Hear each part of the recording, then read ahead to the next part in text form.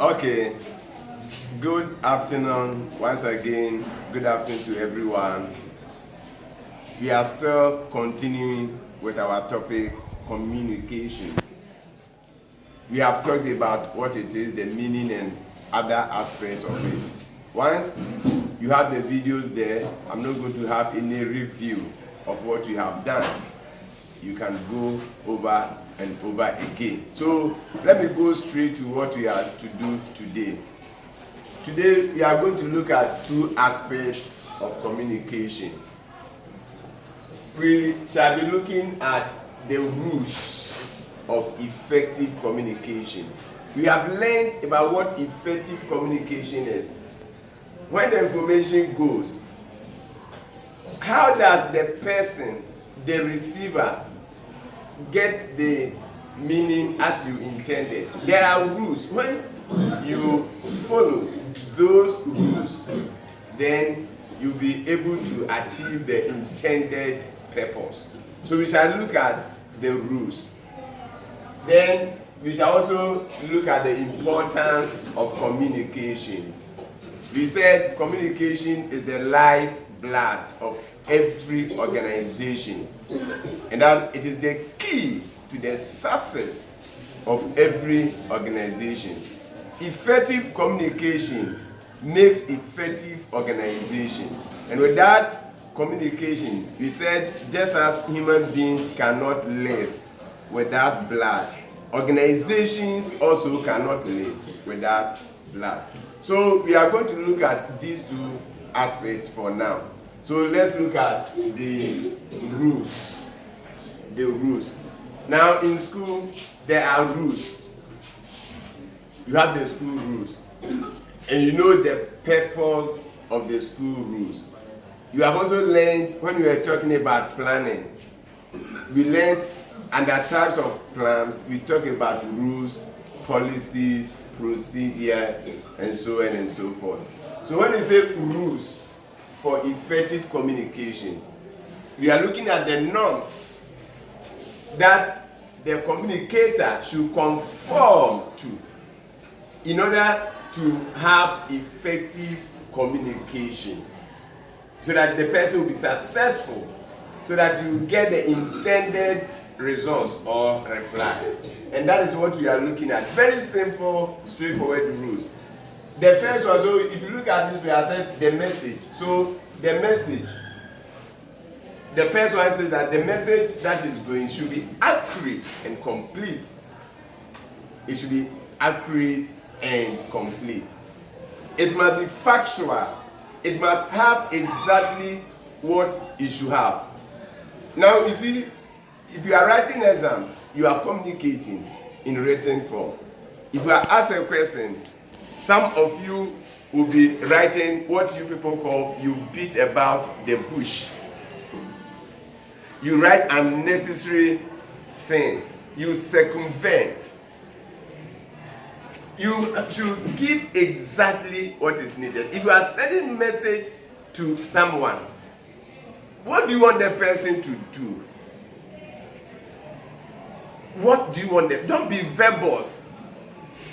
Don't write a lot of unnecessary things. Don't say a lot of unnecessary things. But the message should have exactly what it is supposed to have. Remember, I'm saying you should not write unnecessary things. And the second aspect of this point is that you should also not leave something. You should not leave something. So you should give whatever is expected to be given.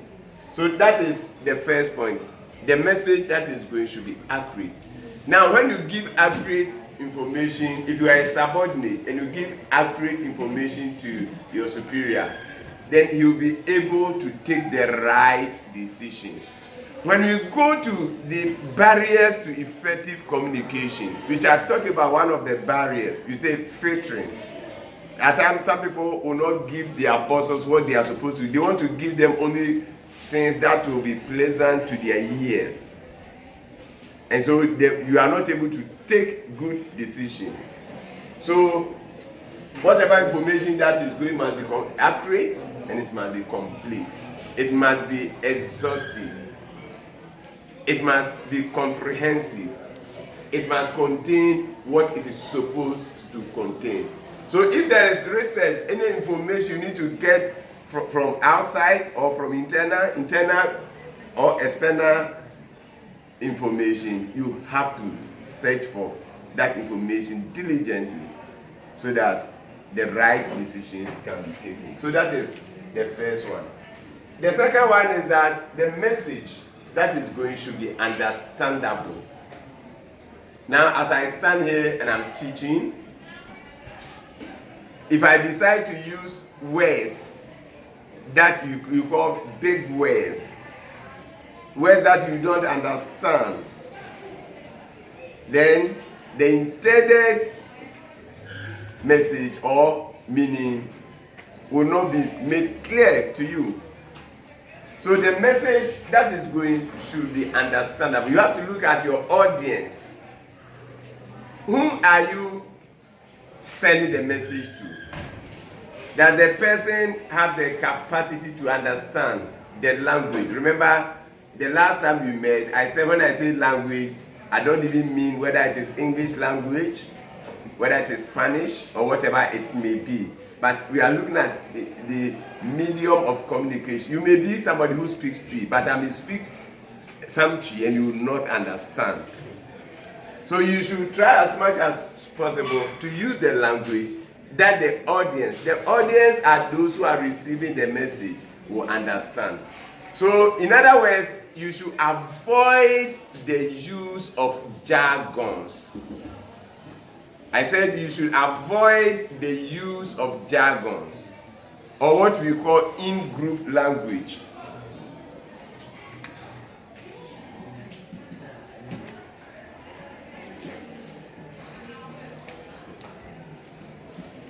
Jargons. Now, when you say jargons, you know you are doing business, is that not it? And you are doing accounting. There are some terms you use, somebody who is doing science will not understand.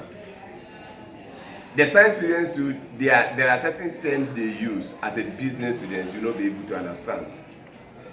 When a lawyer speaks, a doctor might not understand the language. They have their own language. Doctors also have their own language. You see, and that is what we call jargon. They are technical terms.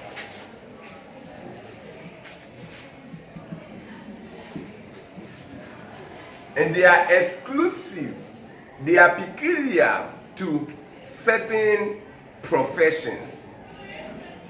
So when you, for example, tell even somebody that a limited liability, the person might not understand. So you go and you are talking to somebody who is not doing business, and you say the company has unlimited liability. What do you mean by the person doesn't understand? It's a jargon. It's a technical term. So you should use a language that the person will understand. So that is what the second point is talking about. So when you avoid jargons and you use words that the person will understand, simple language that the person will understand, then communication will be effective. So that is the second point. The third one, very simple, straightforward, is that the message should be brief. It should be concise. It should contain whatever it's supposed to contain. You should not be verbose. Go straight to whatever you want to do. This one, the accuracy. This one, the language, the information should be factual. It should be factual. It should be factual, and it is related to this one, and brief. Say, go straight to the point. It should be concise. So that is the third point. The next one, very simple, is that the message should go at the right time. So I said timeliness. The message should go at the right time. Now, when the message goes at the wrong time, what do you think happens? If you are supposed to give the marketing manager a report on Thursday at 2 p.m. so that a certain decision will be taken, but you did not give the report on that day or at that time, you gave it at a different date, it will be meaningless. So the information, time is very, very important. Time is very, very important. So the information should go at the right time. You remember the last time we met, we were also talking about formal and informal communication. We were looking at advantages and disadvantages, and at a certain point in time, we said if the information, one problem with the informal communication is that the information may go at the wrong time, much to the embarrassment of the authority. And we also said it undermines the authority of the manager. So you see, information may go at a point in time, just as we learned, and it may be acceptable. But at another point, it may not be acceptable. So let the message go at the right time. So it's very, very important. Then the next thing we said is that it should not be costly. It should not be expensive. So you should know the medium that you are using. Is there any other effective medium that will be less expensive? You should not spend too much to the detriment of the benefit you are going to derive from sending the message. So take note of that. It should not involve too much cost. And then the last one is that the message should go to the right person. If the message doesn't go to the right person, there may be delay. How would the delay come? Now, a message that was supposed to be sent to manager A went to manager B before it went to manager C, and then it came to manager D, then to manager A. You see, when that happens, there will be delay. So let the message go to the right person. So when you follow these norms, when you follow these rules, then all things being equal, communication will be effective. So that is for that one. Now let's move to the importance of communication. How important is communication? You know, I have summed everything up by saying that communication is the key to the success of every organization. And I have also reiterated the fact that without communication, an organization cannot exist. So what is the importance of communication? You see, communication is, if it is the lifeblood. Now, tell me which part of your body does not have blood. You see, that means blood permeates through every part of your body. If blood does not go through any part of your body, that part will be dead. And if blood is not flowing throughout your body, you will die. And that is the same thing for communication.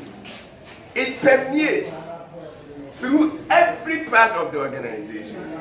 So now let's look at the importance. You see, you have done the functions of management.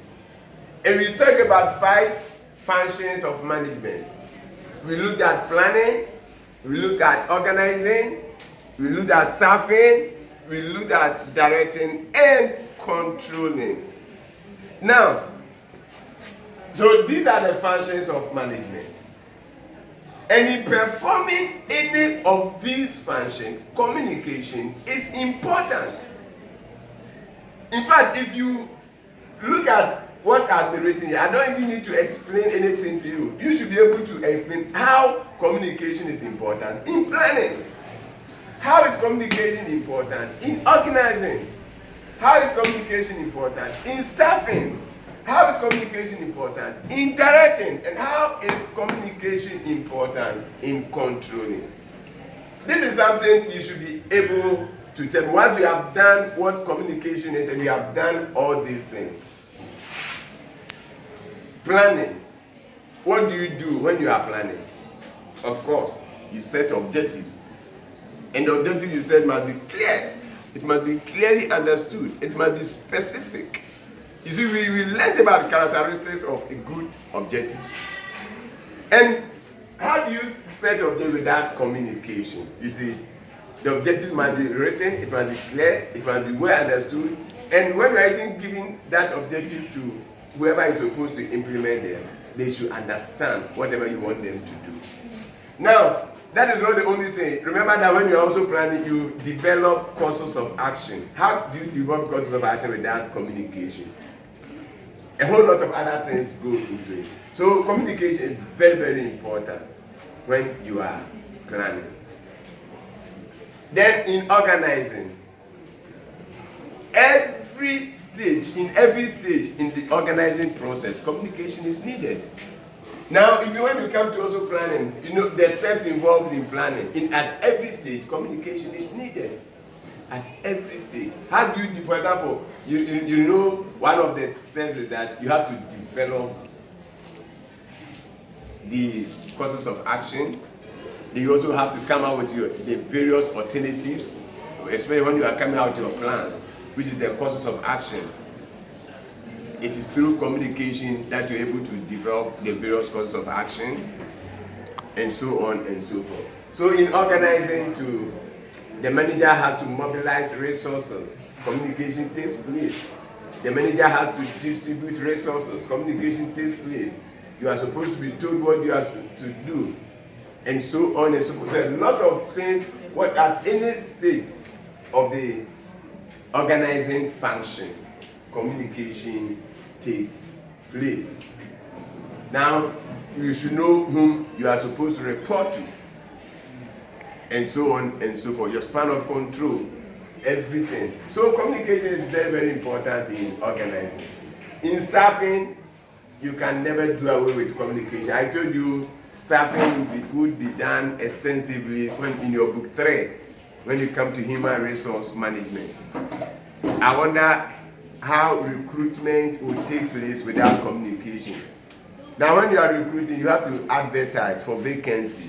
Advertisement, that is communication. You invite the people for interview. During the interview, oral communication takes place.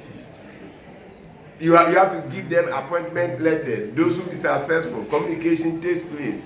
So in staffing, communication is very, very important. When you come to directing, you can never do away with communication. You have to guide, you have to coach, you have to supervise your subordinates. How can you do all these things without communication? You have to counsel your subordinates. How do you do that without communication? You have to motivate your subordinates. How do you do that without communication? So communication is very, very important in directing. And you can never do away with communication when you are performing the management function of controlling. Remember, we said controlling is the process of setting standards, measuring performance, comparing the standard with the performance, and taking the necessary corrective measures in case there is deviation. And we learned about the step or the process at each stage of it. How do you set standards without communication? Can you use certain standards without communication? How can you compare performance without, or measure the performance? Remember, you have to monitor. You have to even find out from the employees why the deviation, and they have to give you feedback. So you see, it is very, very important in controlling. So you can never perform the functions of management without communication.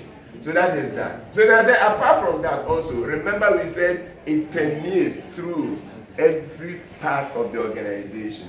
So that is not the only thing. Now, the next thing, we have already learned that employees, they channel their grievances to management. How can you channel your grievances without communication? Then how will you do it? How are you going to do it? So you see, communication is very important because it enables employees to channel their grievances, their worries to management so that such grievances can be redressed. Now, when management is addressing grievances, there is communication. When they finish with whatever grievance that came to them, they give feedback to subordinates through communication. So that is for that one. The next thing is that if the organization is engaged in marketing, there can never be marketing without communication. In your book 3, one of the things you'll be learning after human resource management and production management is marketing management. A lot of activities go on in marketing. Marketing is broad. When you say marketing, it goes beyond sales. It goes beyond selling. Selling is just one of the activities of marketing. And if you are going to look at only selling here, how you see, you have to make your customers know about your product. And how will you make the customers know about your product without communication? Look at the numerous advertisements we have in our various media, whether electronic or whatever it might be. So you see, you have to also, as an organization in the market, you have to conduct research to find out what the people want before you produce. You have to prepare questionnaire where you administer the questionnaire to people they feel. You have to conduct interviews. All these things in order to get information so that you can produce quality product. You can give the people what they want. All these things are carried out through communication. So communication is very important in marketing. Then the next thing, very simple, we have already done that.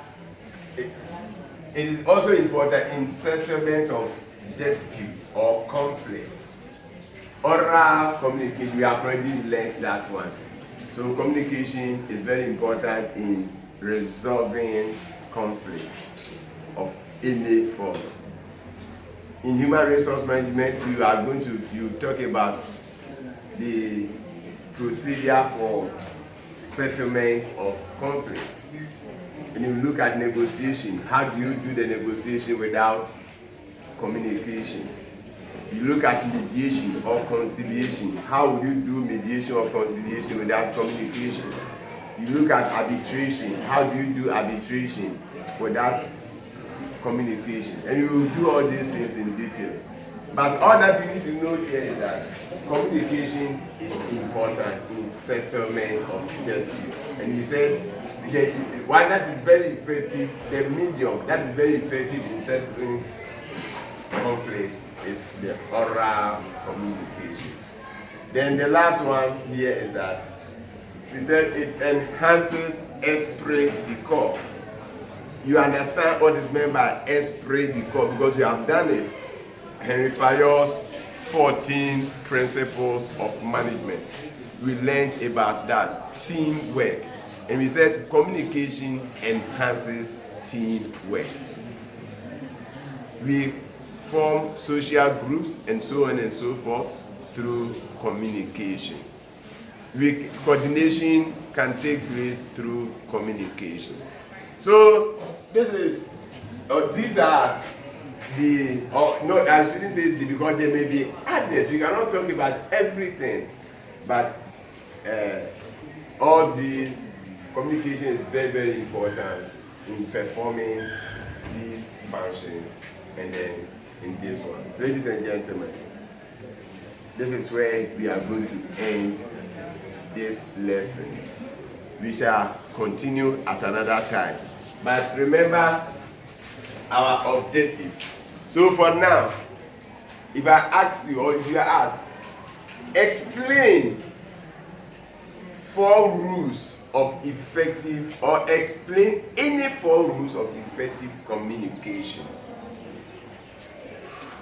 Number 2, state and explain any 5 ways communication can be important in any organization.